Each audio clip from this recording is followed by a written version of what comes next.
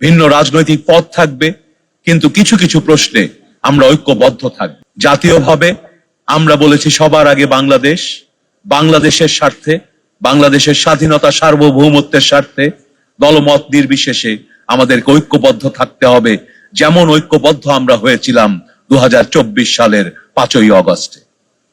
সেদিন কোনো দল মত ছিল না।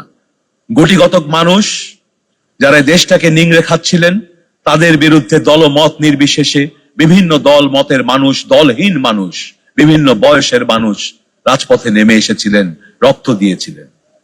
আমরা বলে থাকি ছাত্র জনতার অভ্যুত্থান, অথচ আপনি দেখবেন সেখানে রক্ত দিয়েছিল শ্রমজীবী মানুষ।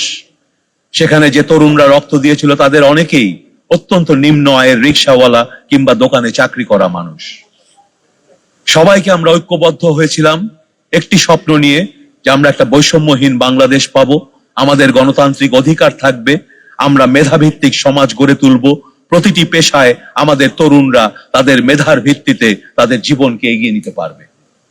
আমরা সেই স্বপ্ন নিয়ে রাজনীতি করতে এসেছি, সেই স্বপ্ন নিয়ে আমরা সরকার গঠন করেছি, এবং আমাদের সরকারের পক্ষ থেকে আপনাদেরকে জানিয়ে দিতে চাই, ইনশাআল্লাহ আপনাদেরকে সবাইকে নিয়ে, বাংলাদেশের সকল চিকিৎসককে নিয়ে আমরা চিকিৎসকদের অধিকার যেমন রক্ষা করব, যে জনগণ আমাদের ভোট দিয়ে এনেছেন ক্ষমতায়, সেই জনগণের অধিকার, সেই জনগণের কাছেও আমাদের জবাবদিহিতা রয়েছে।